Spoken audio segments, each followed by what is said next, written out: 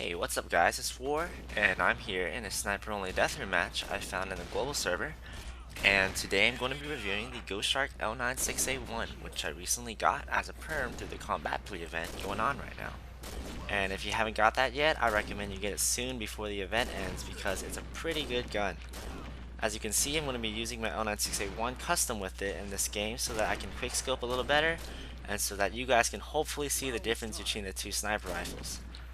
As you can see so far, the Ghost Shark L96A1, like the regular L96, is a one-shot kill sniper rifle. It has a damage stat of 165, which is 5 points greater than the regular L96, and actually even greater than the TPG-1 Pro, although in the few games that I've played with this gun so far, it can still tank pretty bad even against light vesters and recon vesters, which also means that the 5-point damage boost doesn't make that much of a difference. Its weight is 21, which is 4 points less than the regular variant, and actually extremely portable compared to other sniper rifles. Its fire rate is 27, which is 2 points greater than the regular, and its recoil is 22, which doesn't make that much of a difference honestly, because it's a bolt action sniper rifle. Finally, it has an accuracy of 96, which is the same as the regular L96A1, but actually 10 points less than my custom, which is pretty funny because I got so excited when I got this gun for perm, and then when I checked it against my regular L96, it was worse, so whatever. But anyways, the gun itself has a super cool blue skin, as you can see, and it's just overall a pretty good gun. Even so, I wouldn't use it over my TPG-1 Pro because of the little inconsistencies and quirks with the L96A1 series. Like for example, it becomes pretty inaccurate at long distances, which sucks, and it still has that little characteristic added recoil to each consecutive shot, which gets really annoying when you're trying to quickscope fast. Even so, the gun is still amazing at quickscoping because of the lower magnified scope, and it can dominate pretty well in sniper only matches.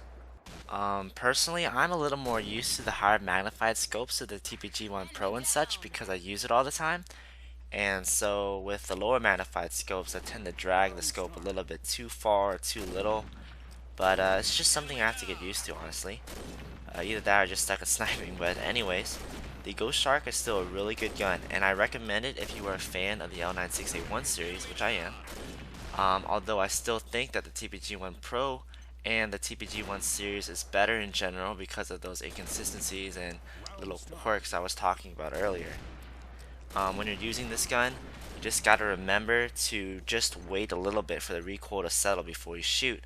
So you have to avoid that temptation to just scope in and fire right away like I'm doing right now for a lot of my shots.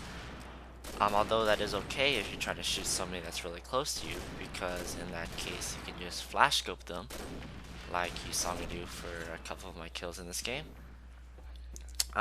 Oh, and by the way, what you're seeing right now is not how I actually use sniper rifles. It's just that my recording software is making it a lot slower than I'm used to when I'm scoping in, which is really weird, so it's just making me miss all over the place. And as you can see, sometimes like I would scope in and not shoot because of the lag, but it's whatever. But yeah, if you haven't got this gun yet, get it quick before the event is over, and don't forget about the other events like the goggles with the fire team maps and stuff, and the recon with the roll call. Oh, and quick note before I forget. The Ghost Shark and the L96A1 are going to have the exact same stats after the new Combat Arms update comes out, so the Ghost Shark will just be cosmetic of the regular L96. And that honestly sucks a lot, because that means after this update, I'm going to have two of the exact same gun in my inventory. And I really don't see the point of that. And I especially feel sorry for all the people who spend a lot of real money on this game and get in next and buy variants of the series, because now they're just going to have a bunch of cosmetics and all that money is going to be wasted. And on top of that, Nexon is nerfing a lot of the guns now, so all the people who spend a bunch of money on that stuff is gonna lose their value. And so yeah guys, I don't know what to think of this update. Like I was playing it the other day, and even the feel of the game is different. Like when I was trying to quick scope, and it's like not as snappy, like everything's smoothed out. Even though the graphics are nice, it's just it felt like a different game all of a sudden. So I'm curious to see how the whole community reacts to the update once it goes live.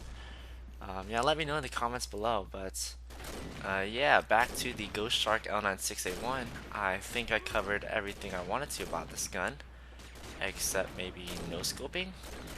Um, no scoping with the Ghost Shark L96A1 is actually pretty good. Just like everything else in the L96A1 series, you can just wait till the enemy's name shows up red on your screen and click, and it's pretty accurate. I would say it's a better, like the L96A1 series is better at no scoping than the TBG1 series based on experience, but I can't really definitively say that because I don't know. I try not to no scope much at least. Let's see. Oh yeah. So overall, the Ghost Shark is just a really good gun, as I said before.